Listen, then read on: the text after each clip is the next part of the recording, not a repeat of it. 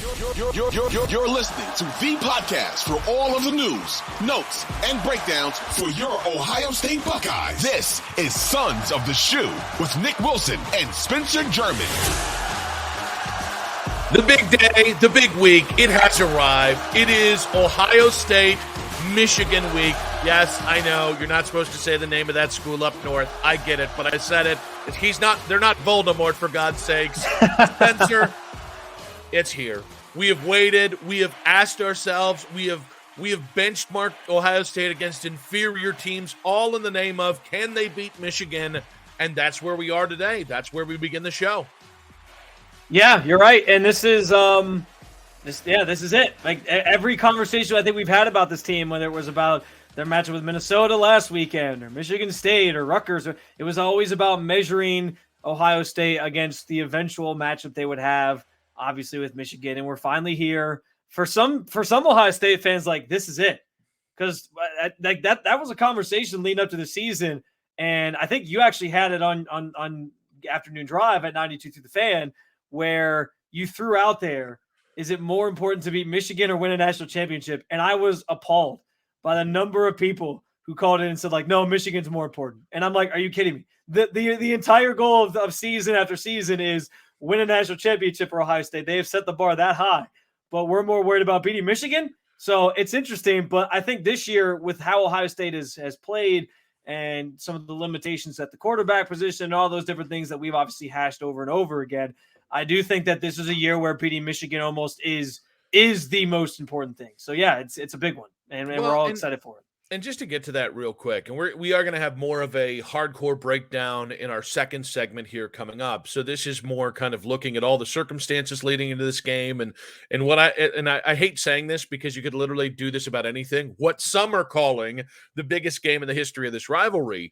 but I think when it comes down to it, most years, I think the most consequential thing you can do is win a national championship. Because, and even in this rivalry, because of the money, because of the amount of national publicity it gets you, because of the aid in recruiting, and because it is the ultimate, like, it is national relevance. And even though we love Ohio State and Michigan, and that does take center focus on the national level, it is forgotten about by the end of next week outside of Ohio and Michigan. And I just think, so like most years, if you said Ohio State winning a national title or beating Michigan, and I think people sometimes go, well, you can't do one without the other. Well, no, last year you damn near almost did one without the other. So I think last year proved like this can be an or conversation. Most years I'd take the natty, right? This year, the stakes are just one, I think, okay, let's get to the stakes first. One, it's 2 versus 3. It is the sign stealing scandal as a backdrop. It is Ryan Day having lost 2 straight games, right? And his job maybe being on the line here with this one too. Well, and I think that's a great point. Like, you have 2 embattled coaches between, Ryan Day, because he's lost to Michigan 2 straight years and hasn't yet won a national title, and Jim Harbaugh because of the sign stealing scandal. And it does feel like, I mean, honestly, guys, we should really think about it this way. If Michigan loses, I think that probably helps Jim Harbaugh out of town. Whether the boosters just decide, it's no longer worth it, or whether he himself says, there's plenty of teams that would love to have me. This is my year to go back to the NFL. So, and I think a loss helps you even more than obviously, I think a win over Michigan helps push him out of town even more than a loss does. So I just got to tell you, man, I think this is as big as the stakes get. And this year specifically, for me as an Ohio State fans, I want to beat Michigan. I think that is just, we can talk about the flights of fancy, the national propaganda and all that stuff. And listen, if you win this game, you probably are going to the playoffs, although that doesn't necessarily mean you can win a national title, as we saw last year with Michigan going to the playoffs and getting trounced by TCU. But I just keep coming back to this. Your house is not in order.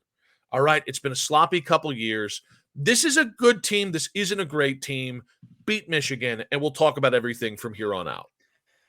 Yeah, I think you laid it out very well there. Just with I think the 2 biggest things, Nick, for me, are that it has to be the sign stealing backdrop of all this, where everyone's basically sitting here touting, well, Michigan wouldn't have beat Ohio State the last 2 years if not for stealing their signs. And so this is like, do you believe that? I think I wonder how much of an impact that had last year.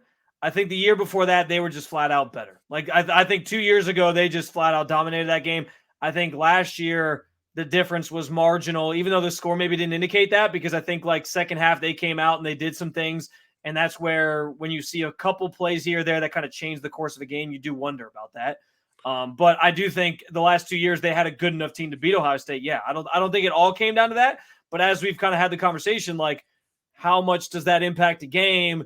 Okay, we can say everybody's doing it. It's not that big of a deal, but it must have had some impact if they continue to do it, is my opinion. So I'll be honest. I don't buy any of the coaches that said it's a 10-point swing. I think that is an outrage mob carrying torches, and I don't think it's why you've lost. I think Michigan's been a better Big Ten team than you the last 2 years. They've been more physical. They've been able to exploit your defense. Yeah. They've been able to exploit your change in defense here, although we'll see if that holds this year in year 2 of Jim Knowles. So, like, I personally, and I heard Ryan Day already talked about it this week, talking about the last 2 years, and I don't want to hear about it. I don't. To me, I think it's fevered the pitch between the fan bases? Yes, 100%, as it should. But do I think in the end that's why you've lost the last 2 games? No. And I think I think football is, I could tell you everything I'm going to call. I could say every single damn thing. Hey, here's what's going to happen.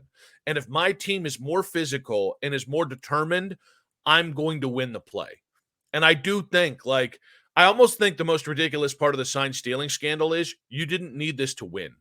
You just needed to have the right identity and the right players and the right quarterback, which you finally do have, for the first time in the Harbaugh era and the first time since probably going back to the Lloyd Carr era. Yeah. Well, and that kind of goes to my larger point with what I was trying to say initially, which is I think for Michigan, they want to win this game to validate the last 2 years of like, hey, it wasn't about the sign stealing.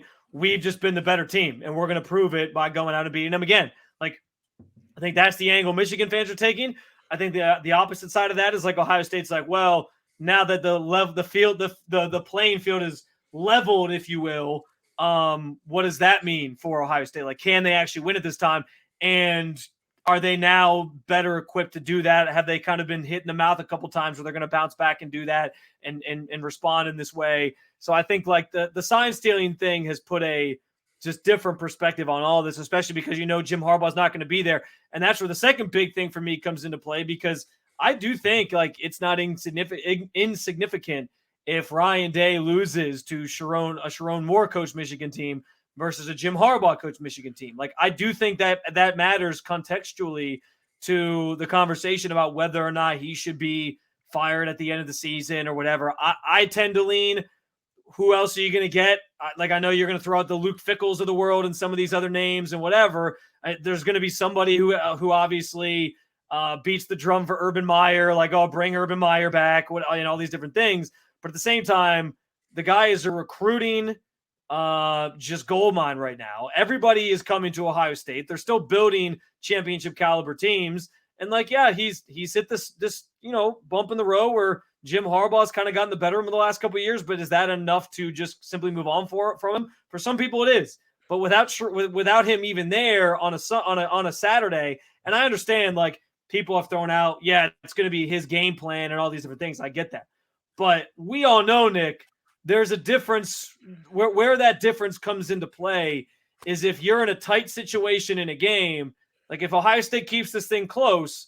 And Sharon Moore's like, well, we're going to call this play versus that play, and that ends up being something that determines the outcome or leads to Ohio State winning, then you wonder what happens in that situation if Jim Harbaugh's there. Like, that stuff to me matters. And if we leave that game and feel like Ryan Day just flat out got out-coached by Sharon Moore, then I do think that there will be a conversation there. So those are the two big things for me. The sign-stealing scandal being a part of this to the point where Jim Harbaugh's not going to be there, and what that means to Ryan Day if he now loses another game to Michigan without Jim Harbaugh on the sidelines. Yeah, I think the Sharon Moore thing is like just an extra little bit of spice if you're if you're Ohio State fans, like losing to Jim Harbaugh 3 straight years would be cataclysmic if you're Ryan Day. But then losing the first 2 years to Jim Harbaugh and then losing 3 years to a team plagued by two different scandals that cost Jim Harbaugh half the regular season and to his offensive coordinator, I do think for a lot of fans, I think that'd be the final straw. Because here's the thing. I think logically, I think right now you're going into the final year of Gene Smith. You don't have a new AD hired yet. And I don't know that you would want to hire a new football coach and immediately then turn around and hire an AD. I think that matters. That is nightmarish. Well, I think the safer play is to run Ryan Day back for one more year, regardless of what happens. Yeah. But that's a logical thought. Right. When we get to college football fan base doesn't think logically. Well, it's not just the fan bases. That's true. It's all college football fans. Boosters. Like boosters are not logical because they're just really rich fans. And by the way, that's okay. That's not a criticism. But like, I think losing to Sharon Moore might be just enough to really piss off boosters. I think it would be overreactionary. I think it would be short-sighted. But yes, to what you're saying, I think 100% if you lose to Sharon Moore, it is 10%, 15, 20% worse than if you lost to Jim Harbaugh for the third straight year. Yeah, and I think, the Gene Smith part of this is interesting too, because if you're Gene Smith, you're leaving at the end of the spring. And right now, like, you have the ability to say, like, you're able to put your legacy down on the table and say, hey, look, I was here when we won a national championship. I did all these other things. I brought in Ryan, or I was part of orchestrating Ryan Day taking over the job, and Ohio State is a national title contender while I've been here. Okay, do you really want your legacy? Because here's the thing, like, if you are part of a conversation or whatever sort of devolves from here, where you fire Ryan Day, and then it's on you before you leave in the spring, hey, hire a new football coach, because it's not like they're not going to wait. Like, they're going to obviously make him do it. You don't wait on these types of things. Then your legacy becomes, like, the only thing he'll be remembered for at the end of all this will be, oh, remember when Gene Smith fired Ryan Day and then picked a new head coach? And if that head coach sucks and Ohio State, goes back to the, 90s Ohio State days where it was, just mediocrity before Jim Tressel took over, then that's what he's going to be remembered for. Like, is that something that he wants to leave as he steps out stage right? Like, I don't think so. I think he wants to be able to just kind of keep things status quo and leave that for the next AD to figure out. Well, and what I think is interesting about this year's matchup and these ridiculous stakes, right? Winner gets to go to the Big Ten title game. Winner is assured a spot in the playoffs, and the loser really has to hope for some help like last year from the selection committee and teams around them. I think the other big thing here is just, I think this year, I think last year you looked at that team, and as an Ohio State fan, you went in saying, listen, even if they lose to Michigan, you turn this thing around and you go to the playoffs, you could still win the national title. And I think what's difficult this year is, I think it's the inverse. I think if Michigan loses this game, I could still see Michigan getting in because I think everybody knows they're incredibly talented. They've got a dynamic quarterback in J.J. McCarthy. They've got, I think, probably the best iteration of the team that they've had under Jim Harbaugh. And they were in the playoffs last year, even though that went the way it went. So, like, I could see you saying to yourself, if you're Michigan, well, even if we lose to Ohio State, we've won 2 straight. And if we just get in the playoffs, we feel like there's nobody that's demonstrably better than us. Whereas if you're Ohio State, I think you're very similar to Michigan last year in one regard. I think that because Kyle McCord lacks, some sort of dynamism, and because you have some holes, like your run defense is not flawless. Your safeties have been banged up, and you're really kind of lacking depth there. I do think offensive line wise, like you have so many holes. Yeah, it's tough to see you winning. It's tough to see you winning a playoff game unless you get the perfect first round matchup, let alone winning a national title. So this year, this feels like the gold prize. And I got to be honest with you, that should be new I don't know if that a lot of Ohio State fans are thinking that way, But that's a new feeling. Like usually it's like a checklist. Like, okay, we got to go beat Michigan. That should be a chore, but we'll beat Michigan. And we got to go win the Big Ten title game. That should be the easiest thing we do this month. And then we got to get ready to see whether we're 1, 2, 3, or 4 in the playoffs. And I think this year, I really think I think if you're looking beyond this game, if you're Ohio State fans, I think you're magically thinking. I think this could very well end up being the Super Bowl, even if you do make the playoffs. I think this is the gold standard this year. Yeah, I mean, I know we have some audio here that we'll play in a little bit. Just Joel Klatt was on the Dan Le Batard show talking about sort of that exact thing. Like, how many SEC teams do you think are better than Ohio State, Michigan? So we'll get to that coming up. But I do think you're right, Nick. Like, previous years, you go into the season with the idea that a national championship is the end goal. I understand we sort of started the conversation talking about fans still value the Michigan game more than a national championship, which again is preposterous. But I think this year that is 100% true. And I think like that'll be, if Ryan Day at least does that, like it'll calm down the masses. It'll calm down a lot of the criticism. It'll cool off the, what do you got going on over there, Nick? I'm in my kid's room recording. This goddamn thing goes off multiple times a day. And I have fixed it multiple times.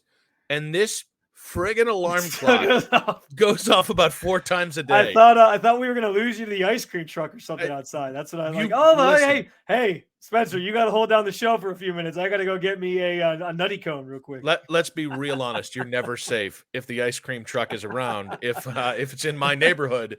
But no. So I'd like to thank my daughter for screwing up the alarm for the 5th time that I fixed for about 17 times. And we now return you to your regularly scheduled programming.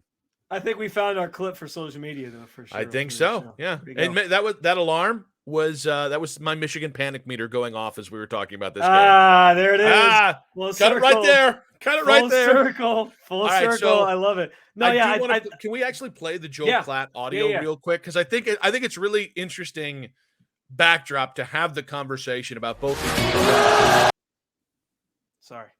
No worries. Apparently our intro is 17 minutes long because that's how long we're in the show, and I thought it was over by now, and apparently it wasn't over. Oh, still, hey, you know what? It's a good intro. I'll tell you that. All right, so yeah, here's the Joel Klatt audio again. He was on the Dan Le Batard show, and you'll hear the question in this, but Dan basically asks him how many SEC teams are better than Ohio State, Michigan. How many SEC teams do you think are better than Ohio State and Michigan? 1 and 3rd, right? Like I think Alabama is good. I think that Alabama, Michigan, and Ohio State are all probably similar in the fact that they are very good football teams with question marks and areas of their team that I would have questions about, whether they can play at the top end. I don't have those questions about Georgia right now. Georgia has won 28 straight games. They're clearly the best team in the country. They're marching towards a 3rd national title. And in a lot of ways, they remind me a bit of what the Patriots did under Tom Brady. You know, Dan, like the guy went to 10 Super Bowls. Why? Because everybody knew they had to deal with Tom at some point, you know, and a lot of times in Foxborough. Well, Georgia is starting to feel that way. Regardless of what goes on in September or even early October, you're going to have to deal with Georgia, and they're always going to be playing their best at the right time. How many SEC teams do you think are better than Ohio State and Michigan? I got to say. Gotta love StreamYard. I got to say. In the audio. Alabama scares me. Yeah, Milroe's ability as a runner, and I think he's developed a bit as a passer. Yeah. Alabama scares the crap out of me, and I think Alabama has a real chance to upset Georgia in the SEC title game.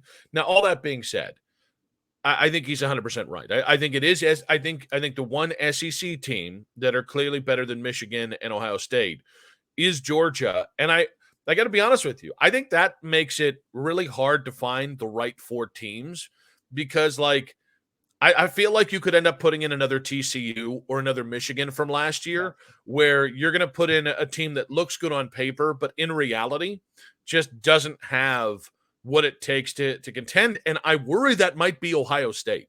Like most years, I'm just happy to get to the playoffs. But like, you don't have a Penix. You don't have a Bo Nix. You don't have a J.J. McCarthy. And I do think like that kind of quarterback play matters when it comes to the playoffs. And I know J.J. McCarthy was in the playoffs last year and didn't look the same way he did against Ohio State. That doesn't matter. He's another year into his development. He still has that dynamic quality to him, as does pretty much every other team in the top 6. Even Jordan Travis, who's now obviously hurt and out for the rest of his year, for the rest of the year for Florida State, like even that was an advantage that team had over Ohio State. Yeah, let me ask you this, because I feel like one of the feathers in Ryan Day's cap is the fact that last year you got out physical by Michigan yet again, and then you turned that around because you snuck into the playoffs and you almost knocked off Georgia. And there's always this conversation about like, well, Ohio State is built to win a national championship, but Michigan was built these last couple of years to win the Big Ten because they've been this more physical team and all these different things, right? Do you subscribe to that at all this year? Like with CJ Stroud, basically the difference between you feeling that way? Because I did think if you giving Ryan Day a month to prepare for a playoff game, I think clearly paid off last year, where he had the right game plan in mind. Yes, you have CJ Stroud, so that helps. And clearly he was willing to use CJ Stroud in different ways than he had before by utilizing him as a runner. I don't know if that was just like his break glass in case of emergency thing that he wasn't going to unveil at all, and he thought he beat Michigan without it, so he was like, oh, we'll just save that for the playoffs. I don't know if that was his mindset there, but like he clearly pulled some different things out, tried some different things, schemed up the right game plan, and had them in a position to win. And then obviously I think his defense kind of lets him down a little bit at the end. Marvin Harrison Jr. getting hurt obviously in that game was a big factor as well. But do you trust at all, like in this conversation of can they win a national championship, that if you give him a month to prepare, that it's not going to end up like TCU and Michigan last year? It's actually going to end up with Ohio State maybe surprising you and playing a closer game, even if they lose to a team like Georgia. I mean, yeah, I think it could be close, but like I think it depends what's your first round matchup. Like I think if you were to get Georgia this year as like the 4 seed, like if you were to lose to Michigan and somehow end up the 4 seed, I think that would be the worst possible matchup. I think this team needs a week at that level to feel that level before you then go turn around and play Georgia. Whereas I think Michigan last year learned their lesson. I think they spent a lot of December kind of resting on their laurels. And I don't mean that literally, because I don't know what was going through every day in the program, but I think we beat Ohio State. We're in the playoffs. We broke through. We feel confident. And then I think they kind of probably didn't take TCU seriously enough, because they should have kicked the crap out of that TCU team. That was a good TCU team. It was not a truly great team. They had a high-powered offense. Basically, everything you did to Ohio State, you should have been able to do in spades against TCU. Whereas, like this year, man, like I'll be honest, I think if Ryan Day has any stops to pull out, I think it's for this game. Yeah, I agree. I think you can pull him out for this game, but you're going to have to utilize some of those similar things against a team like Georgia. But yeah, like he has no choice with everything, with what the conversation is around him. He has no choice but to pull out all the stops for this game, because it could be his job if not. So I'm with you there. But yeah, I'd be curious. This is where I think the rankings come into play too, because like if Ohio State beats Michigan, I'm assuming you got to put them back at 1. Like you can't not put them 1 with a win over the number 3 team in the country. Like that's better than any win that Georgia has at this point, right? Maybe Georgia would jump them back if they beat Bama in the SEC championship game, but I would think you'd have to put them 1 if they somehow come up ahead of Michigan. And that's where like the draw of, if Ohio State makes the playoffs, the draw of who you get in a first round matchup, I think would be key. Because I do think like if you want to avoid Georgia, you're right. Like you don't want Georgia to be 1 and you get in as 4, which would the likely scenario that happens is Ohio State loses to Michigan, committee favors them with their schedule and all these different things and lets them sneak back in like they did last year and backdoor their way in almost. But like you almost need to beat Michigan to put yourself at 1. and then get the easier matchup if you actually want a legitimate shot at a national championship. All right, guys, we are talking about Ohio State, Michigan, and we have arrived at the point in the show when we come back, we are going to get into the nits and the grits, Ohio State, Michigan, who we think has the edge. But first, a word from our sponsors.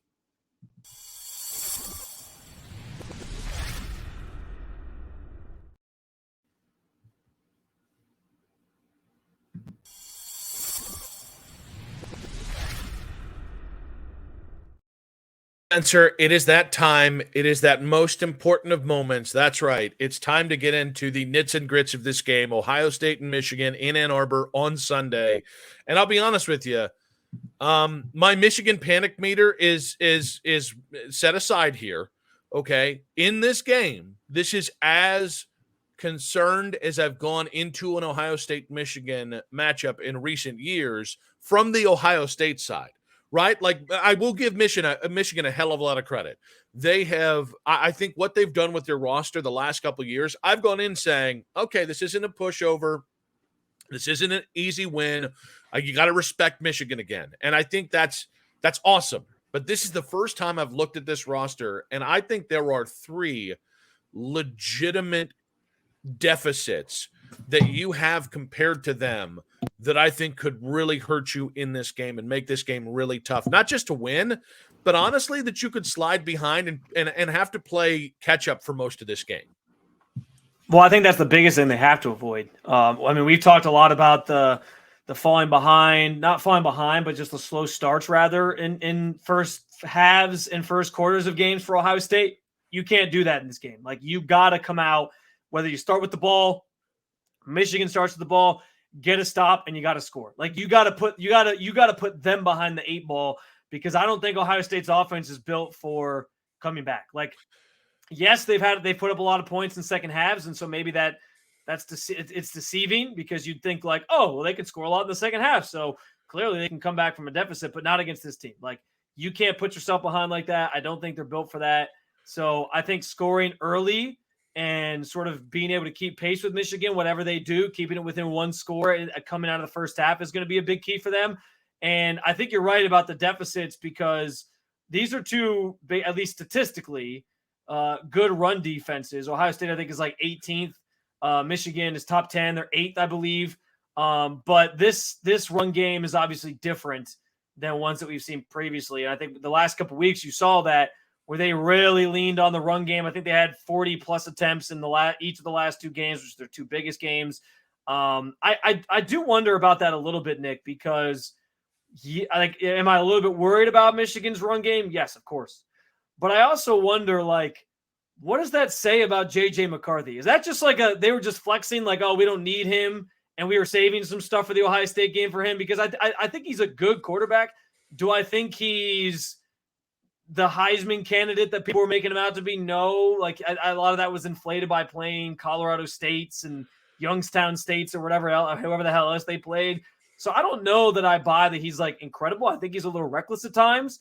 And the fact that he hasn't necessarily thrown the ball a lot or been counted on to be put in tight spots a lot, that makes me feel a little bit better on the Ohio State side of things, that if Ohio State can keep this game close and it's up to him to make a play, that maybe Ohio State's defense can get one on.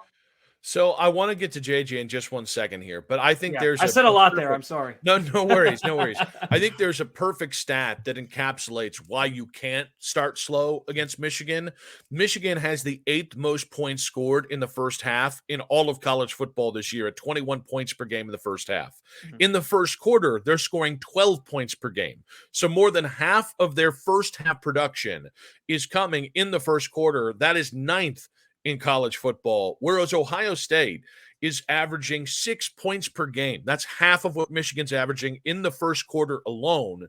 And those numbers, by the way, are actually, and that's 56th in the country in first quarter scoring if you're Ohio State. And the reason why I throw a bunch of numbers at you is those numbers are inflated by the Michigan State win. So I just think this is one of those games where you really have to attack and be aggressive. And I think this is honestly like, This feeds back into Kyle McCord and Ryan Day and this Ouroboros effect of who's holding whom back, and Ryan Day's lack of like, this is who I am as a coach. And I think maybe that's why Michigan's been able to steal. I don't want to steal. No, they won the last 2 games, is because Jim Harbaugh has a definitive identity, right? They run the ball 56% of the time with a guy in JJ McCarthy who absolutely could have been the Heisman finalist this year, right? And they just kind of pulled back. And I think there's some reasons for that. And we can talk to that in a minute. But like, I think Jim Harbaugh knows exactly who he is as a coach, exactly what he wants out of his team. And I think Ryan Day kind of gets lost in the wheel of possibilities because his team is so talented. He can try and find a million ways to win. That's not you this year. This year, you better damn well know who you are in this game and what you're going to do against Michigan. Because if you don't, that's how all of a sudden they can get out to a 14-0 lead in the first quarter alone. And all of a sudden you have to say, well, sorry, Travion, we want to go to you, but Ryan's going to do what every young offensive-minded coach does in that scenario, which is we're going to try and throw the ball 50 times, which is the situation you can't find yourself in this game because of your offensive line, because of their ability to generate pressure and their defensive line, and because I think it's an easier game if you can take Travion Henderson out of the equation here and you put it on Ibuka, Stover, Carnell Tate, Maserati Marv. I think that's what you want if you're Michigan. You want Ohio State to feel the need to throw the ball as much as possible because I just think, listen, it's simple math. It's easier to have to worry about just all the great receiving options you have and be able to forget a little bit about Travion Henderson. So I really think you have to start fast. You have to score first if you're Ohio State. And if they score first, you better damn well match it in that first quarter. Yeah. I think what's interesting too about this matchup, and it's almost reminiscent of, we spent a lot of time here in Cleveland talking about this Browns-Steelers matchup that played out this past weekend. I think it's a similar sort of outlook. Like going into that game, we all said the Browns had to play this, they had to beat the Steelers at their own game.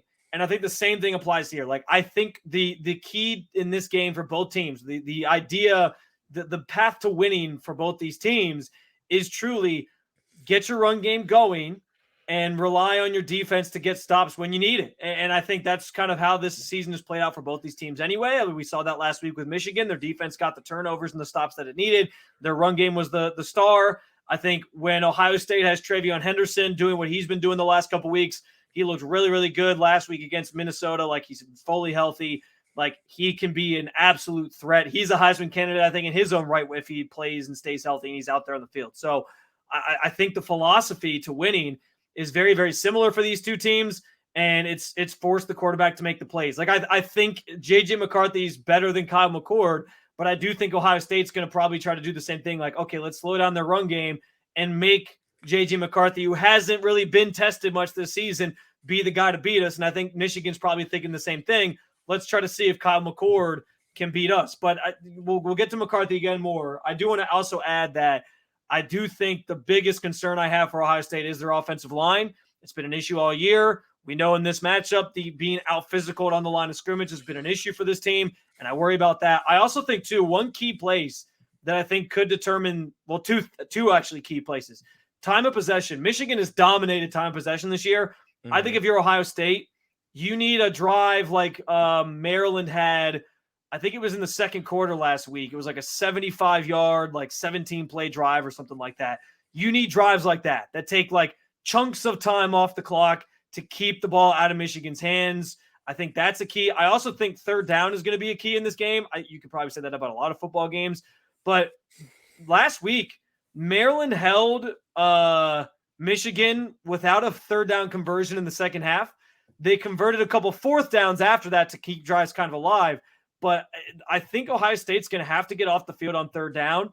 And I looked this up. Ohio State actually has a top 10 third down defense this year. And I think that carries some weight because you've played some better teams than Michigan has. Michigan has the 14th ranked third down defense. So two really good third down defenses as well. And I think that's going to be, which team's staying on the field longer, I think could be a key element of who wins this one.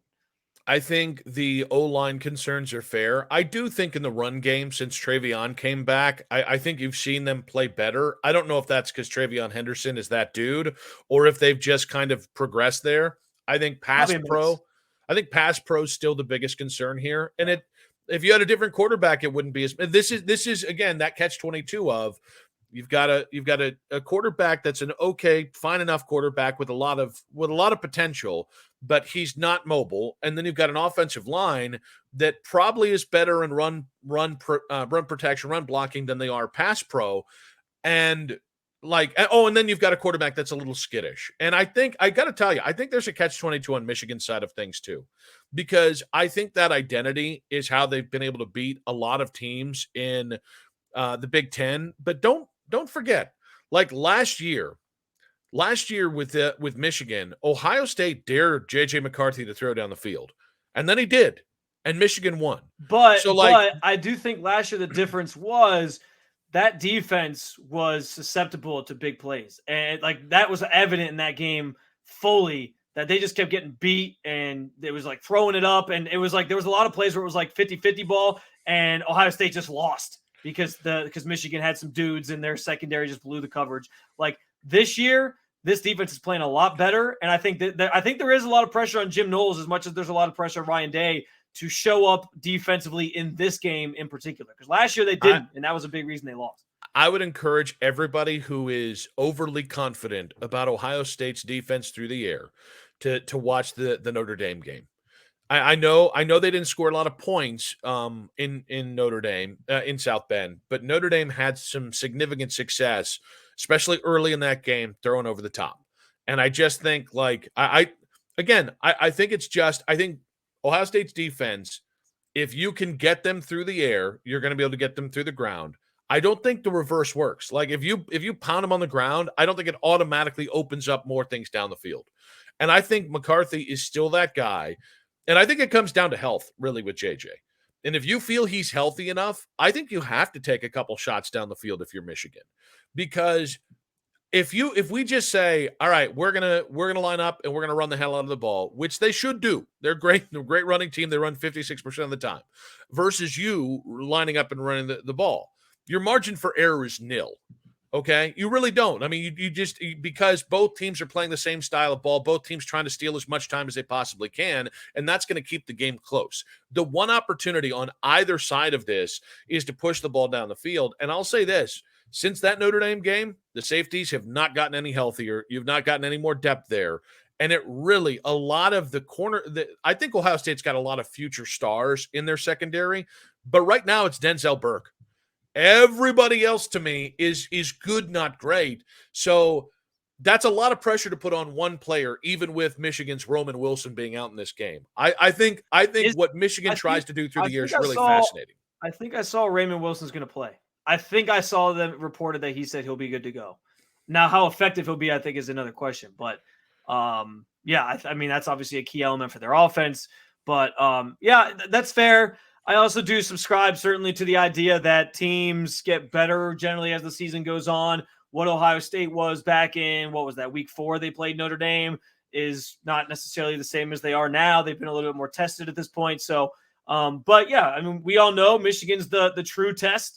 And maybe I'm, completely blind to this and not seeing the forest through the trees in terms of they're still susceptible to some bigger plays over the top. But we haven't seen it this year. And I think that's the difference is like last year it was a constant. You could have been playing Rutgers, Maryland, Michigan State. Like they would still hit for some big plays every now and then. And you'd be like, that's a concern. This year, I think they've limited those and even some of those other minor matchups or lesser matchups. So it gives me a little bit more confidence, but you're right. Like McCarthy put it on tape last year. He can do that if he needs to. But I still think I'm more worried about the Michigan run game and them just kind of trying to bully you up front than I am of JJ McCarthy. Well, and here's what I'll tell you. I think when it comes down to the run game part of things where you're talking about, I would, if you really want to see what you think of this run game, go back and see Penn State in the middle of that game. Go back and see Rutgers early in that game where Monangai just was really able to carve you up. I do think there were points where you struggled with teams who had a specific Big Ten physical style on the ground. And Michigan is the mother of all those teams. And so I think here's the thing. James Franklin does not know who he is. So he is he is likely to go away from the run, which he did. I mean, that was the dumbest thing you could have done in a very close game. And the second that Ohio State started scoring, James Franklin kind of panicked. Even Greg Schiano, I mean, I think he kept trying to run and Ohio State just kind of toughened up against it. But like there were some moments where he could have just kept running Monangai or throw Wimsett in there just a little bit more. That's not what Michigan's going to do. And I think this is a great opportunity for Jim Knowles' defense to prove that it can stop on all three phases of the defense. And I think it's meaning, can you rush the passer? Can you stop the pass? And can you stop the run? And yeah. I think this is a really great defense for Ohio State, but I think this is a defining moment for this year's defense, how great they can truly be, because I do think Michigan can out-physical you, and that's not where you want to be. And I think Michigan can out-air you if they need to as well. Or sorry, they can attempt to out-air you if they need be. And so, I mean, I'll go back and say this, like this is as unconfident. That's not how we talk. This is the most confidence I've lacked in the Ohio State side of things since probably the Lloyd Carr era, where it really felt like it was a toss up on any given game. So we do have more to get to with this game. When we come back, we're going to get into our Michigan panic meter. I think we should just do full out predictions. And then of course we'll have fourth and short as well. Yeah, I'm going to make you do it. We're going to hold our feet to the I'm fire. out of the prediction game. I've retired for a little this while. is your time. This is your time to make up for any crow that you've eaten this year. Man. But first, a word from our sponsors.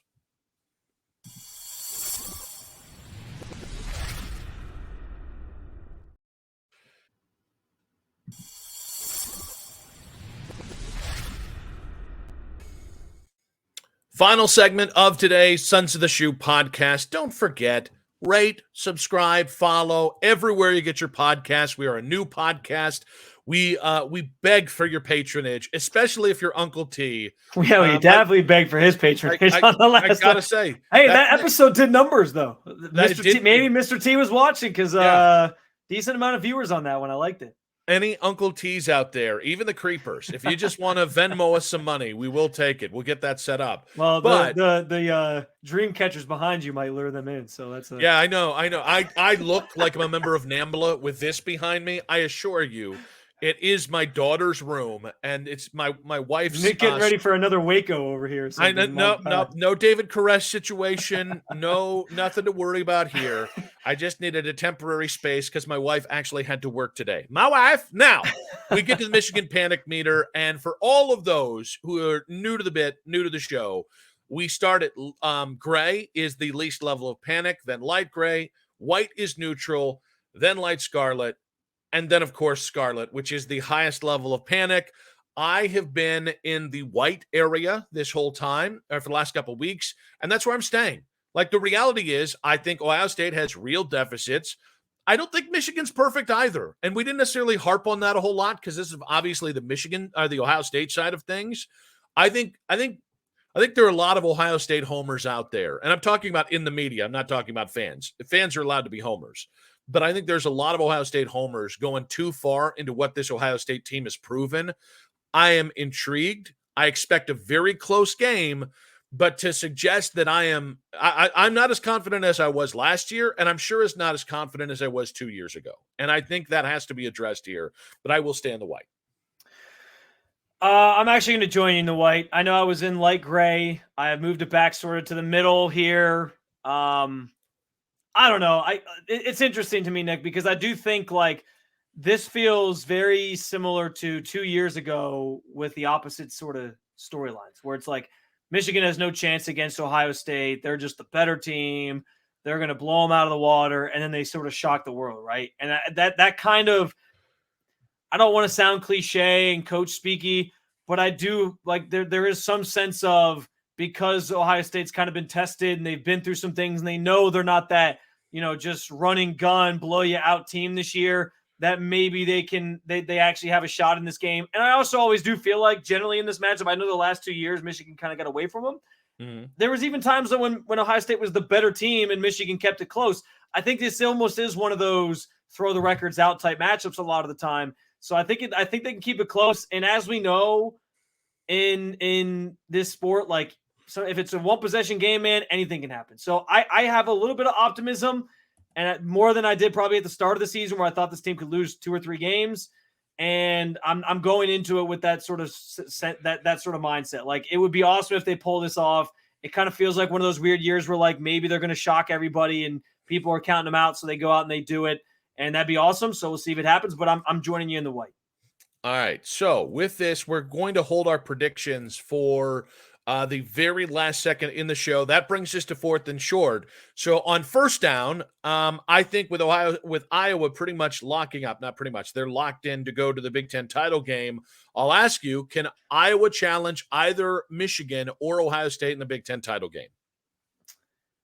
If it's a Michigan, I'm going to say no, because I think we'll see similar to last year. If it's Ohio State, I guess it depends on how you define challenge them. Like, I could see them keeping it close if Ohio State gets off to one of their characteristically slow starts.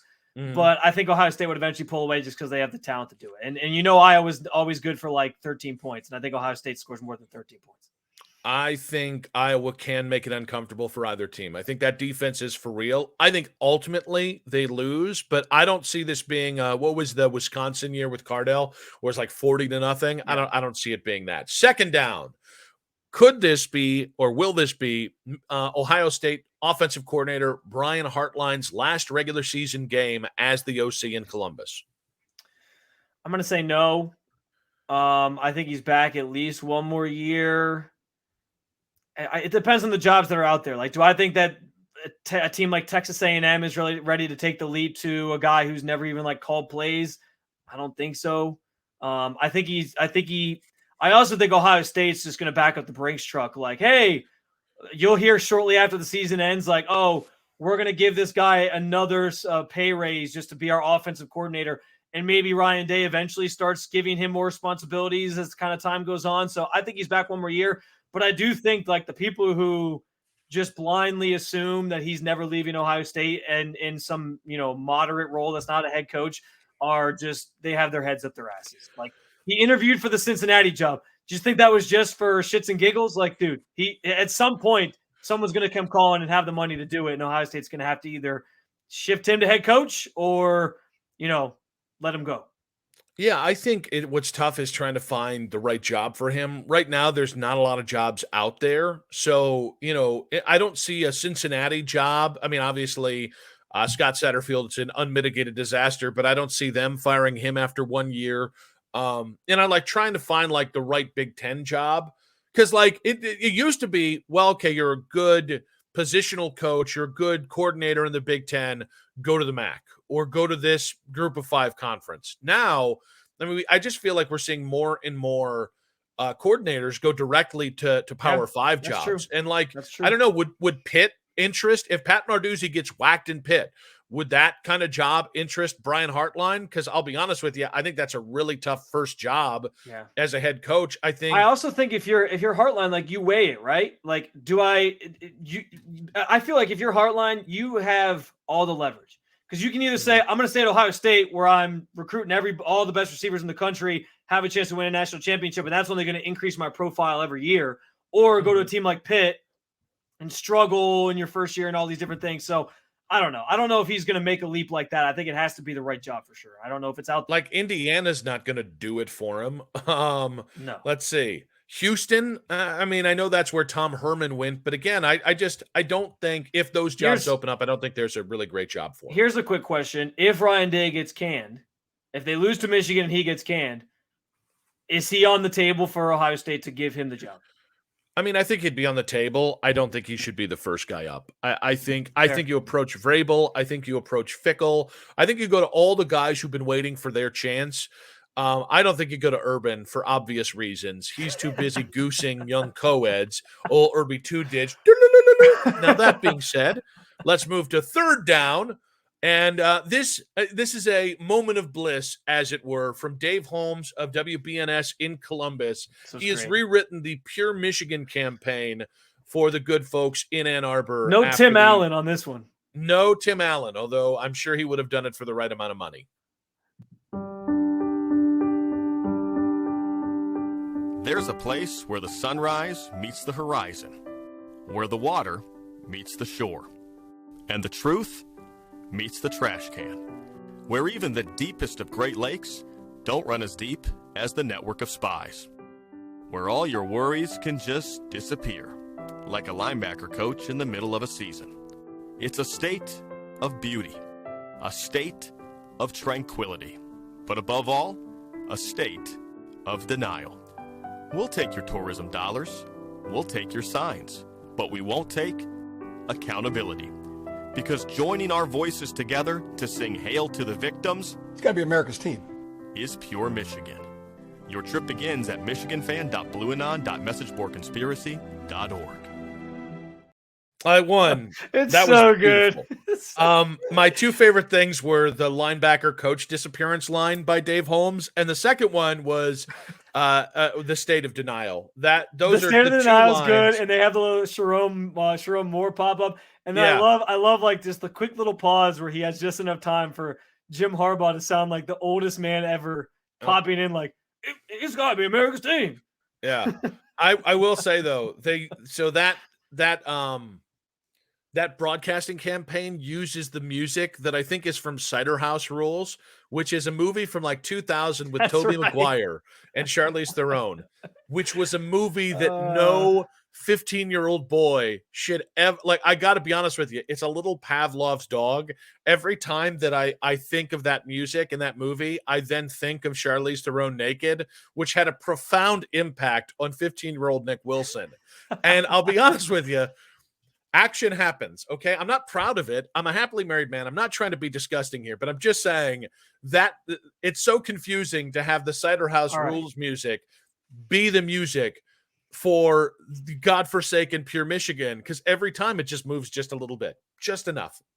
All right, well, I think that we've had enough peens on this show to I think we can table that. That's for sure. The number one peen show in all of college football. Number one college football peen show. That's yes, not enough of that in college football.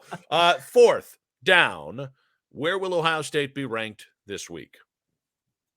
They're gonna stay where they're at. They're gonna stay 2. I don't think there's much change with.